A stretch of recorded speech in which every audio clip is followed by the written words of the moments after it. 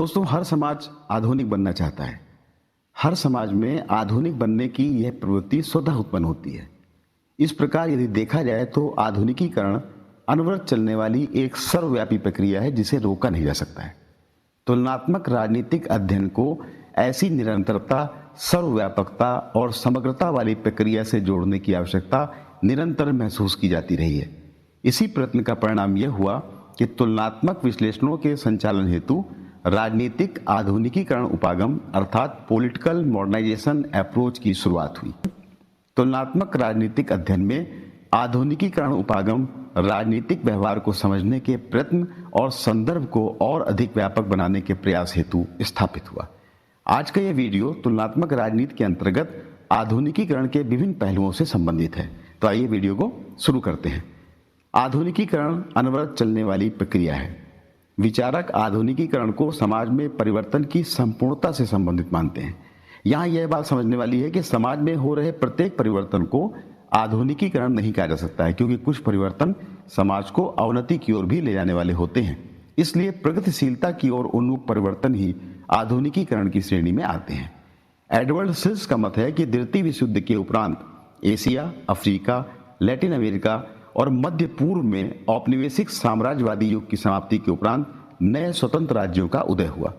इन नवोदित राज्यों में जनसंख्या, संस्कृति, धर्म आदि की विभिन्नताएं होने के बाद भी निरंतर परिवर्तन तथा आधुनिकीकरण की प्रक्रिया चल रही है। इस संक्रमणकालीन अवस्था में इन्हें न तो परंपरागत कहा जा सकता है और न आधुनिक कहा जा सकता है। इन सभी राज्यों में पश्चिम पर निर्भरता से मुक्त होने की इच्छा है। एडवर्ड सिल्स ने इन समकालीन राज्यों की पश्चिम से मुक्ति की प्रबल इच्छा को आधुनिकीकरण कहा है। आधुनिकीकरण को परिभाषित करते हुए अनेकों विचारकों ने अपने अपने मत व्यक्त किए हैं। आइए देखते हैं कि इस बारे में क्लाउड ई वेल्च, जेम्स एस कोलमैन आदि का क्या मत है। क्लाउड ई वेल्च के अनुसार आधुनिकीकरण एक प्रक्रिया है जो साधनों के विवेकपूर्ण उपयोग पर आधारित होती है और आधुनिक समाज की स्थापना के उद्देश्य से युक्त होती है। सिरिल ब्लैक के अनुसार ऐतिहासिक दृष्टिकोण से आधुनिकीकरण का प्रमुख तत्व प्राकृतिक शक्तियों पर मानव का तेजी से बढ़ता हुआ नियंत्रण है। अर्थात यूं कहिए कि वास्तव में समाज का नियंत्रण है, क्योंकि यह कार्य किसी अकेले व्यक्ति द्वारा संपन्न नहीं किया जा सकता है, बल्कि बहुत से व्यक्तियों द्वारा एक जटिल श्रम विभाजन के माध्यम से ही किया जा सकता है। लर्नर के अनुसार आधुनिकीकरण विवेकपूर्ण परिवर्तन की प्रक्रिया है। मार्क्सवादी मतानुसार आधुनिकीकरण को परिवर्तनशील भौतिक संबंधों की श्रृंखला के रूप में देखा जा सकता है, जिससे कि एक प्रचुर और कृपापूर्ण विश्व का उदय होगा। रॉबर्ट ई वार्ड के अनुसार आधुनिकीकरण आधुनिक समाज की तरफ ले जाने वाली ऐसी प्रवृत्ति, क्रिया या चेष्टा है जिसकी प्रमुख विशेषता इसके वातावरण की भौतिक और सामाजिक परिस्थितियों को नियंत्रित या प्रभावित करने की अभूतपूर्व समर्थता है, और जो मूल व्यवस्था की दृष्टि से इस क्षमता या समर्थता की वांछनीयता व परिणामों के बारे में आधारभूत रूप से आशावादी हैं। हंटिंगटन के अनुसार यह एक बहुपक्षीय प्रक्रिया है जिससे मानव की गतिविधियों व विचारों के सभी क्षेत्रों में परिवर्तन सम्मिलित रहता है।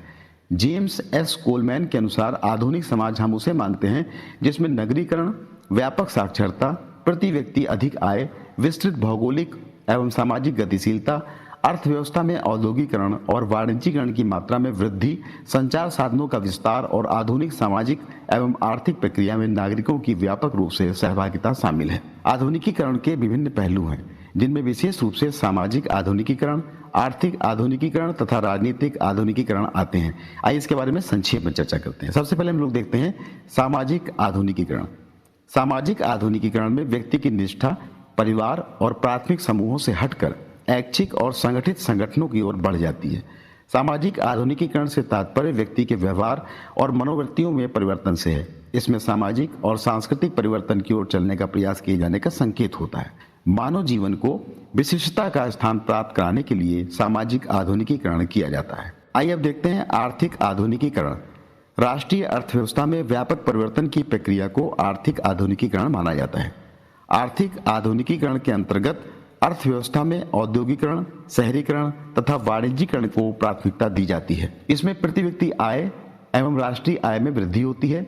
जनसाधारण का जीवन स्तर उच्चता की ओर बढ़ने लगता है। आधुनिकीकरण की प्रक्रिया में उत्पादन के साधनों का विस्तार करके सार्वजनिक वितरण प्रणाली लागू की जाती है और जनसाधारण में संचार साधनों के उपयोग का विस्तार किया जाता है। आइए अब देखते हैं राजनीतिक आधुनिकीकरण। राजनीतिक संरचनाओं, प्रक्रियाओं और व्यवहारों में विशेष प्रकार के परिवर्तन को राजनीतिक आधुनिकीकरण कहा जाता है। इसमें राजनीतिक संरचनाओं की क्षमताओं में वृद्धि होती है तथा उनके कार्यों में विशिष्टता, नियमितता और सुस्पष्टता की स्थिति पाई जाती है। इस प्रक्रिया में जनता की सक्रियता ही राजनीतिक आधुनिकीकरण का प्रतीक है। राजनीतिक आधुनिकीकरण से तात्पर्य राजनीतिक संस्थाओं की उस स्थिति से होता है जब वह अपने को समाज की बदली हुई और नई दशाओं का मुकाबला करने के लिए तैयार कर लेती है। समाज में सामाजिक संचालन और आर्थिक विकास के परिणाम स्वरूप राजनीतिक परिवर्तनों को सामान्यतः राजनीतिक आधुनिकीकरण कहा जाता है। राजनीतिक आधुनिकीकरण का संबंध ऐसी राजनीतिक व्यवस्था के विकास से है जिसमें लचीलेपन और दृढ़ता के अभूतपूर्व समन्वय से, अर्थात हर प्रकार की मांग प्रस्तुत होने का अवसर प्रदान करें और अनुचित मांग को दृढ़तापूर्वक नकारने की क्षमता रखें। राजनीतिक आधुनिकीकरण को विभिन्न विचारकों ने अपने अपने ढंग से परिभाषित किया है। लुसियन डब्ल्यू पाई के अनुसार राजनीतिक आधुनिकीकरण में शासकीय शासन तथा सत्ता के अंतर्गत कार्यों के संबंधों में विशिष्टता की मात्रा पाई जाती है। इसमें शासन तंत्र में राष्ट्रीय प्रयत्नों के माध्यम से जनसाधारण को एकत्र करने की क्षमता बढ़ती जाती है। इसके साथ साथ जनता में सहभागिता की प्रक्रिया का विस्तार होता है। अतः शासकीय निर्णय को प्रभावित करने की क्षमता का नाम ही राजनीतिक आधुनिकीकरण है। डॉक्टर SP वर्मा ने आधुनिकीकरण को एक बहुपक्षीय प्रक्रिया मानते हुए राजनीतिक आधुनिकीकरण की प्रक्रिया के 5 आयाम बताएं। पहला, मनोवैज्ञानिक स्तर पर लोगों के मानकों, मूल्यों और अभिविन्यासों में परिवर्तन की अपेक्षा। दूसरा, बौद्धिक स्तर पर अपने पर्यावरण के बारे में व्यक्ति की विपुल जानकारी, साक्षरता और जनसंचार के साधनों से ज्ञान के प्रसारण की अपेक्षा। तीसरा, जनसांख्यिक स्तर पर जीवन स्तर में सुधार और लोगों की संचालनशीलता के प्रति प्रगति और नगरीकरण। चौथा, सामाजिक स्तर पर परिवार और अन्य प्राथमिक गुणों के प्रति निष्ठा की भावना के केंद्र बिंदु को स्वैच्छिक संगठनों के प्रति निष्ठा में बदलना। और पांचवा है आर्थिक स्तर पर कृषि के स्थान पर औद्योगिकरण के विकास पर बल। आइए अब चर्चा करते हैं राजनीतिक आधुनिकीकरण की विशेषताओं के बारे में। राजनीतिक आधुनिकीकरण में संस्थाओं और प्रक्रियाओं में जनता की अपने दायित्वों को समझने की सहभागिता बढ़ जाती है। राजनीतिक आधुनिकीकरण में राजनीतिक शक्ति का महत्व बढ़ जाता है और मानव जीवन की गतिविधियों से संबंधित सभी प्रकार की शक्तियों का राज्य या राजनीतिक व्यवस्था में केंद्रीकरण होने लगता है। हंटिंगटन के अनुसार राजनीतिक आधुनिकीकरण परंपरागत से मुक्ति है। राजनीतिक आधुनिकीकरण की स्थिति में सत्ता के परंपरागत स्रोतों, राजा, महाराजा, धार्मिक गुरु, कबीलों के मुखिया आदि की शक्तियों का महत्व कम होने लगता है और लोगों की निष्ठा राष्ट्रीय सत्ता के प्रति बढ़ जाती है। राजनीतिक आधुनिकीकरण में सरकार द्वारा लोक कल्याण व जनसाधारण के उत्थान के लिए कार्य किया जाता है। प्राचीन काल में राज्य पुलिस राज्य थे और सरकार की जनता के साथ नकारात्मक संप्रेषण व भूमिका थी। आधुनिक सरकारों की व्यक्ति व समाज में इतनी पहुंच हो गई है कि व्यक्ति के सारे जीवन का संचालन राजनीतिक व्यवस्था द्वारा होने लगता है। यही राजनीतिक आधुनिकीकरण की विशेषता है। राजनीतिक आधुनिकीकरण में नौकरशाही के आकार में वृद्धि हो जाती है। यह वृद्धि सरकार के कार्यों में वृद्धि, नई नई संस्थाओं और संरचनाओं की स्थापना तथा आर्थिक विकास के नए दायित्वों के आने से बढ़ती है। आधुनिकीकरण में नौकरशाही के वृद्ध आकार के साथ साथ इसका आधार भी व्यापक होना जरूरी होता है। अर्थात नौकरशाही में समाज के समृद्ध तथा मध्यम वर्ग के साथ साथ सबसे बड़े सामान्य वर्ग से सर्वाधिक कार्मिक आते हैं। राजनीतिक आधुनिकीकरण में व्यक्ति स्वयं को सर्वप्रथम राष्ट्रीय व्यवस्था के रूप में पहचानता है और फिर अन्य राजनीतिक संस्थाओं से अपने को जोड़ता है। इसमें शासन तंत्र की संरचनाओं में राष्ट्रीय एकीकरण करने की पहल की जाती है। राजनीतिक आधुनिकीकरण में राजनीतिक शक्ति के विभिन्न केंद्र आपस में निरंतर संप्रेषण के माध्यम से जुड़ जाते हैं। आधुनिक राजनीतिक समाजों में केंद्र, राजनीतिक व्यवस्था और परिसर समाज की अंतःक्रिया बढ़ जाती है। राजनीतिक आधुनिकीकरण में राजनीतिक निर्णय करने के लिए अधिक से अधिक विवेक का सहारा लिया जाता है। शासन तंत्र तटस्थ रहते हुए निर्णय करता है। आमंड व पावेल ने राजनीतिक आधुनिकीकरण की विशेषताएं बताते हुए कहा है कि राजनीतिक आधुनिकीकरण में केंद्रीकरण की प्रवृत्ति पाई जाती है, जिससे राजनीतिक शक्ति की क्षमता में निरंतर वृद्धि होती है। राजनीतिक आधुनिकीकरण में शासन तंत्र में विशिष्टता का स्तर देने का प्रयास किया जाता है। इसमें स्वायत्तशासी व्यवस्था के लिए उप संरचनाएं अलग अलग कार्य करते हुए केंद्रीय शासन व्यवस्था के अधीन रहती हैं। राजनीतिक आधुनिकीकरण में पुरानी मान्यताओं के स्थान पर नवीन मान्यताओं को ग्रहण किया जाता है। रोजगार, आवास में भौतिक सुविधाओं को नागरिकों द्वारा अपनाया जाता है। राजनीतिक आधुनिकीकरण में राजनीतिक दलों, संचार के साधनों के माध्यम से राजनीतिक मांगें अधिक से अधिक जनसाधारण के द्वारा रखी जाती हैं। राजनीतिक आधुनिकीकरण में महिलाओं को राजनीति में सहभागिता रखने के लिए आरक्षण की सुविधा उपलब्ध कराई जाती है। आइए अब चर्चा करते हैं आधुनिकशील राष्ट्रों के मॉडलों के बारे में। एडवर्ड सिल्स ने पॉलिटिकल मॉडर्नाइजेशन नामक अपने लेख में आधुनिकीकरण के आधार पर राजनीतिक व्यवस्थाओं के 5 मॉडल प्रस्तुत किए हैं। पहला, राजनीतिक लोकतंत्र। दूसरा, अभिभावकी लोकतंत्र, तीसरा आधुनिकीकरणशील वर्गतंत्र, चौथा सर्वाधिकारी वर्गतंत्र और पांचवा परंपरागत वर्गतंत्र। तो आइए इन पांचों मॉडलों पर अलग अलग चर्चा करते हैं। पहला है राजनीतिक लोकतंत्र, पॉलिटिकल डेमोक्रेसी। राजनीतिक लोकतंत्र एक ऐसी लोकतांत्रिक व्यवस्था है जहां राजनीतिक आधुनिकीकरण के सभी लक्षण कम या अधिक मात्रा में पाए जाते हैं। सिल्स के अनुसार राजनीतिक लोकतंत्र प्रतिनिध्यात्मक संस्थाओं और सार्वजनिक स्वतंत्रताओं के माध्यम से नागरिकों द्वारा शासित शासन व्यवस्था है। इस व्यवस्था की मुख्य विशेषताएं निम्न प्रकार हैं। पहला, सार्वभौमिक मताधिकार द्वारा नियत समय पर राजनीतिक व्यवस्था के केंद्र बिंदु के रूप में एक विधायी निकाय होता है जो कार्यकारिणी द्वारा प्रस्तुत प्रस्तावों को स्वीकार करने या न करने का अधिकार रखती है। यह विभिन्न कार्यों जैसे मंत्रियों के व्यवहार की आलोचना, बजट प्रस्ताव में कटौती आदि द्वारा सरकार पर नियंत्रण रखने का भी कार्य करती है। दूसरा, इस व्यवस्था में राजनीतिक दलों की भूमिका महत्वपूर्ण होती है तथा इनका अस्तित्व संवैधानिक परंपरा के रूप में मान्य होता है। राजनीतिक दल निर्वाचन में बहुमत द्वारा सरकार का निर्माण करते हैं। सत्तारूढ़ दल को मनमानी करने से रोकने और सत्ता के वैधीकरण के लिए निश्चित अवधि में चुनाव की व्यवस्था होती है। तीसरा है राजनीतिक सत्ता को स्वेच्छाचारिता से रोकने के लिए जनता के पास लोकतांत्रिक अधिकार रहते हैं। सरकार को सही करने और उसमें परिवर्तन करने में जनता संवैधानिक उपायों का प्रयोग करती है। जनता राजनीतिक शक्ति का प्रतीक मानी जाती है। चौथा है न्यायपालिका की स्वतंत्रता और निष्पक्षता बनाए रखी जाती है। पांचवा, जनता लोकतांत्रिक व्यवस्था के मानकों और मूल्यों के प्रति प्रतिबद्ध होती है। जनता में सरकार के प्रति विश्वास की भावना का विकास करने का प्रयत्न किया जाता है। और अंत में प्रशिक्षित और संगठित असैनिक सेवा की इसमें व्यवस्था होती है। सिल्स का मत था कि राजनीतिक लोकतंत्र का आधुनिकीकरण की श्रेणी में आने के लिए राजनीतिक लोकतंत्र की संरचनात्मक व्यवस्था का व्यवहार में प्रभावी होना जरूरी है। अंत में राजनीतिक लोकतंत्र के प्रभावी और स्थायित्व के लिए आवश्यक है कि राजनीतिक कार्यों में सम्मिलित होने के लिए जनता आत्मसंयमी हो, जनता में सत्ता से चिपके रहने की प्रवृत्ति न हो, राजनीतिक दल अनावश्यक रूप से सत्ता प्राप्ति के लिए संघर्ष की प्रवृत्ति न अपनाएं। दूसरा है अभिभावकी लोकतंत्र। सिल्स के अनुसार अभिभावकी लोकतंत्र में राजनीतिक लोकतंत्र की संरचनात्मक व्यवस्थाएं व्यवहारिक रूप से सक्रिय नहीं रहती हैं।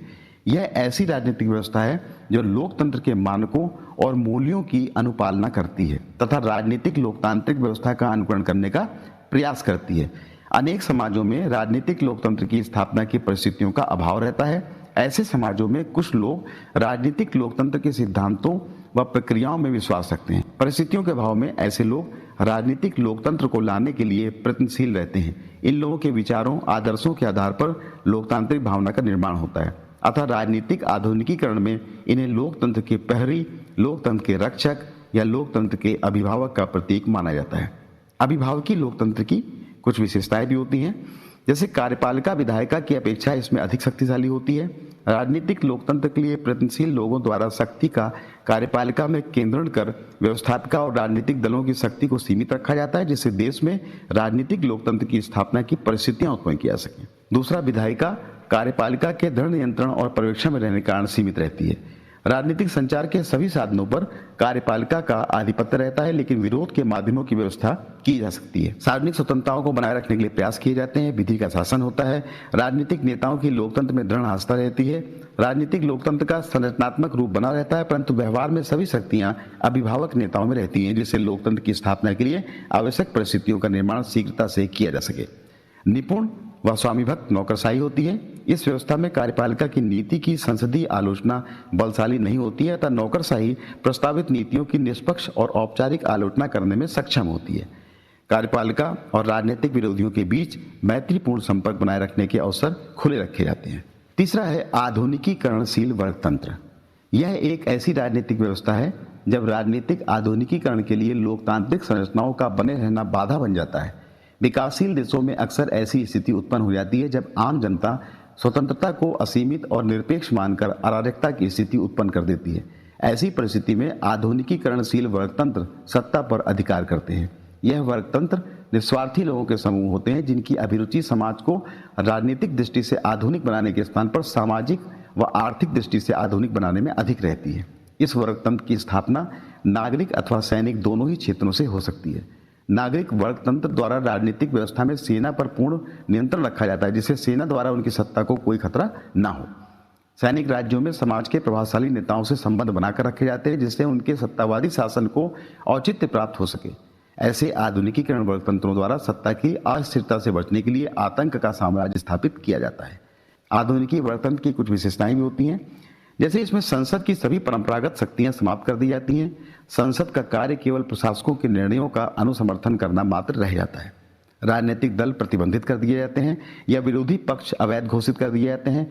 निष्पक्ष और स्वतंत्र निर्वाचन नहीं कराए जाते हैं तथा सार्वजनिक संचार माध्यमों पर प्रतिबंध लगा दिया जाता है। मजबूत नौकरशाही की स्थापना की जाती है तथा किसी भी अन्य लोकतांत्रिक माध्यम से इसे नियंत्रित नहीं किया जा सकता है। सत्तारूढ़ विशिष्ट वर्ग न्यायपालिका का प्रयोग अपने उद्देश्यों की पूर्ति के लिए करता है। स्वतंत्र और निष्पक्ष न्यायपालिका का अभाव रहता है। सत्ता को स्थायी बनाने के लिए पुलिस और सैन्य बल का प्रयोग किया जाता है। चौथा मॉडल है सर्वाधिकारी वर्गतंत्र। सर्वाधिकारी वर्गतंत्र में राजनीतिक आधुनिकीकरण की सभी संस्थात्मक व्यवस्थाएं पाई जाती हैं। देखने में यह व्यवस्थाएं राजनीतिक आधुनिकीकरण के अनुरूप ही लगती हैं, परंतु यह अवधारणा राजनीतिक आधुनिकीकरण की पूर्व शर्तों के अनुरूप निष्पादित होने वाले कार्य स्वतंत्रतापूर्वक नहीं कर सकती है। सर्वाधिकारी वर्गतंत्र से तात्पर्य दक्षिणपंथी सर्वशक्तिशाली शासन जैसे इटली में फांसीवाद तथा वामपंथी सर्वशक्तिशाली शासन जैसे सोवियत संघ तथा चीन में साम्यवाद से है। विकासशील राज्यों में सर्वाधिकारी का तंत्र अधिक लोकप्रिय हो रहा है। सर्वाधिकारी वर्गतंत्र के प्रमुख लक्षण। इस व्यवस्था में एक सुसंगठित संभ्रांत वर्ग होता है जिसके सदस्य दल के माध्यम से परस्पर संबद्ध रहते हैं। विशिष्ट वर्ग के लोग अत्यधिक अनुशासित और एकीकृत निकाय के रूप में होते हैं। इसमें जनता में यह विश्वास रहता है कि प्रशासक समूह को श्रेष्ठ जीवन का और उसे प्राप्त करने के साधन का समुचित ज्ञान है, दूसरों को नहीं। वर्ग, जाति या अन्य किसी विशेषता के आधार पर सत्ता किसी वर्ग के हाथों में केंद्रित होती है। शासन तंत्र के सभी सामाजिक मामलों में सरोजता रहती है और जीवन के सभी पहलुओं पर शासन तंत्र का नियंत्रण रहता है। इसमें विधि का शासन, स्वतंत्रता और निष्पक्ष न्यायपालिका, विरोधी पक्ष आदि का कोई महत्व नहीं रहता है। दल एक अनिवार्य अंग होता है जो शक्ति पर एक अधिकार रखता है और स्वयं की नौकरशाही स्थापित करता है। दल के माध्यम से विशिष्ट वर्ग अपने कार्यों का संचालन करता है। संसदीय संस्थाएं प्रचारात्मक और प्रदर्शनात्मक उद्देश्य के लिए होती हैं। उन्हें पहल करने या संशोधन करने का अधिकार नहीं होता है। यह कार्य दल की कार्यकारिणी समिति के छोटे से समूह द्वारा किया जाता है। पांचवा मॉडल है परंपरागत वर्गतंत्र। परंपरागत वर्गतंत्र ऐसी शासन व्यवस्था है जो परंपरागत धार्मिक विश्वासों से संबद्ध शक्तिशाली राजवंशी संविधानों पर आधारित होती है। यह राजनीतिक आधुनिकीकरण का स्पष्ट विरोधी होता है। अनेक विकसित देशों में यह औपचारिक और विकासशील देशों में यह औपचारिकता से कुछ अधिक मानी जाती है। नेपाल, भूटान तथा मध्य पूर्व के कुछ राज्यों में यह व्यवस्था पाई जाती है। आइए देखते हैं परंपरागत वर्गतंत्र की क्या विशेषताएं हैं। इसमें शासक रक्त संबंधों के आधार पर बनते हैं अथवा रक्त संबंधी रिश्तों और उनके द्वारा स्वीकृत व्यक्तियों द्वारा चुनाव प्रक्रिया में भाग लिया जाता है। शासक द्वारा सलाहकार अपने पसंद के संबंधियों अथवा मित्रों में से चुनते हैं। इसमें राज्य के कार्यकलाप सीमित होते हैं, इसलिए कुशल नौकरशाही की आवश्यकता भी नहीं होती है। परंपरागत वर्गतंत्र में कानून शासक और सलाहकारों द्वारा बनाए व लागू किए जाते हैं। कानून निर्माण के लिए किसी पृथक विधि निकाय की आवश्यकता नहीं होती है। परंपरागत वर्गतंत्र में केंद्रीय सरकार शक्तिशाली नहीं होती है। सामंती रक्त संबंधी समूह तथा प्रादेशिक इकाइयां शक्ति संपन्न होती हैं और ये केंद्रीकरण सरकार से स्वतंत्र रहकर शक्तियों का उपयोग करती हैं। परंपरागत वर्गतंत्र में जनता को केवल आधारभूत सेवाएं प्रदान की जाती हैं तथा उनके सामाजिक और आर्थिक जीवन में कम हस्तक्षेप किया जाता है। सिल्स की मानता है कि राजनीतिक आधुनिकीकरण का श्रेष्ठतम रूप राजनीतिक लोकतंत्र का है। राजनीतिक लोकतंत्र राजनीतिक व्यवस्थाओं की आधुनिकता के स्तर तक पहुंचने का संकेतक है। सामाजिक जीवन के सभी क्षेत्रों में परंपरागतता से आधुनिकता में संक्रमण प्राथमिक रूप से संभ्रांतीय लोगों की योग्यता पर निर्भर होता है। सिल्स द्वारा प्रतिपादित उपरोक्त 5 प्रकार के मॉडलों के वर्णन से उन विशेषताओं व लक्षणों की जानकारी होती है जो विभिन्न राजनीतिक व्यवस्थाओं को आधुनिकता की प्राप्ति के लिए विकसित कर सकती है। अंत में हम कह सकते हैं कि राजनीतिक आधुनिकीकरण ढांचा तुलनात्मक अध्ययन द्वारा निष्कर्षों तक ले जाने में उपयोगी सिद्ध हो सकता है। इस दृष्टिकोण के माध्यम से राजनीतिक आधुनिकीकरण के लक्ष्य को प्राप्त करने में आ रही कठिनाइयों को पहचानना संभव हो जाता है। जैसा कि हम जानते हैं, किसी भी कठिनाइयों को समझने में उसका व्यापक संदर्भ लेना जरूरी होता है। राजनीतिक आधुनिकीकरण दृष्टिकोण अन्य दृष्टिकोणों से अधिक वृहत्तर संदर्भ में संबंधित होने के कारण अत्यधिक उपयोगी दृष्टिकोण सिद्ध हुआ है। इस दृष्टिकोण में मानव जीवन के राजनीतिक पहलू को समग्रता के साथ समझने का प्रयास किया जाता है। राजनीतिक आधुनिकीकरण ढांचे के प्रयोग में कई कठिनाइयां भी हैं। यदि उन कठिनाइयों पर चर्चा की जाए तो ज्ञात होता है कि राजनीतिक आधुनिकीकरण के लक्षणों में एक मत का अभाव है। इसी के साथ साथ कभी कभी लक्षणों की सहमति की दशा में लक्षणों के मापन की समस्या आती है। आलोचकों का यह मत है कि आधुनिकीकरण की संकल्पना समाजशास्त्र से जुड़ी हुई है और इस कारण राजनीति शास्त्र समाजशास्त्र के अंग के रूप में हो जाएगा। माना जाता है कि इस विचारधारा में राजनीति को समाज विज्ञान या अर्थशास्त्र जैसे किसी अन्य विषय के समुद्र में डुबोने के प्रयास दिखाई पड़ते हैं। लेकिन इतना होने पर भी यह कहा जा सकता है कि आधुनिकीकरण दृष्टिकोण ने आधुनिक राजनीति विज्ञान की सीमाओं का विस्तार कर अच्छे परिणाम प्रस्तुत किए हैं। आज प्रत्येक राजनीतिक व्यवस्था आधुनिक बनने का लक्ष्य रखे हुए है। इस लक्ष्य की प्राप्ति में प्रयत्नशील राजनीतिक आधुनिकीकरण के विचारों को आधार स्वरूप लेकर उपयोगी तुलनाएं की जा सकती हैं। आज की इस वीडियो में हम लोगों ने चर्चा किया तुलनात्मक राजनीति के अंतर्गत आधुनिकीकरण के बारे में। आशा है ये वीडियो विद्यार्थियों के लिए और साथ साथ जिज्ञासु व्यक्तियों के लिए उपयोगी सिद्ध होगा। इसी के साथ वीडियो को समाप्त करने की अनुमति दीजिए। मिलते हैं अगले वीडियो के साथ। आपने वीडियो देखने के लिए समय दिया, इसके लिए आपका बहुत बहुत धन्यवाद। थैंक यू, धन्यवाद, जय हिंद।